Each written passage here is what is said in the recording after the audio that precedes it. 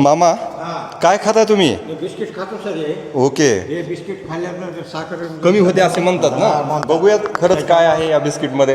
कारण हा आहे न्यूट्री चॉईसचा ओट्स कुकीज आणि ह्याच्यावर फोटोमध्ये सुद्धा मोठं मोठं लिहिलेत. ओट्स आहेत, पुन्हा बदाम पण दिसतात त्याच्यात. पण आपण जर बघितलं खरंच लेबल तर मला बघू द्या थोडंसं.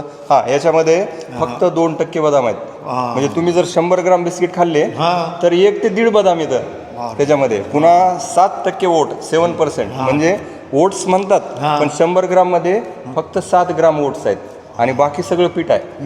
म्हणजे मग मैदा असेल किंवा गव्हाचं पीठ असेल. पण ह्याच्यामध्ये एक चांगली गोष्ट लिहिलेली आहे की मैदा नाही म्हणून. पण मैदा नाही हे ठीक आहे, पण ह्याच्यामध्ये केमिकल आहेत, कारण फ्लेवर आहेत. कारण आपलं पीठ जर तुम्ही घरी ठेवलं एवढा वेळ तर जाळ्या लागतात. मग ह्याला जाळ्या लागू नये म्हणून ह्याच्यात खूप सारे केमिकल्स किडे मारण्यासाठी ठेवले जातात. म्हणून ह्याच्यामध्ये साखर आहे, सुक्रालोज म्हणजे आर्टिफिशियल साखर आहे, स्वीटनर आहेत. त्याच्यामुळं हे साखरेसाठी वापरावेत असं नाही, फक्त इमर्जन्सीमध्ये. ज्या दिवशी तुम्हाला घरी खायलाच भेटलं नाही चपाती आणि भाकरी तरच हे बिस्किट वापरावे, नाहीतर हे रोज रोज खाण्यासाठी नाहीत. उपयोगात नाही. आलं लक्षात? बरोबर. ओके. Okay, thanks. हेच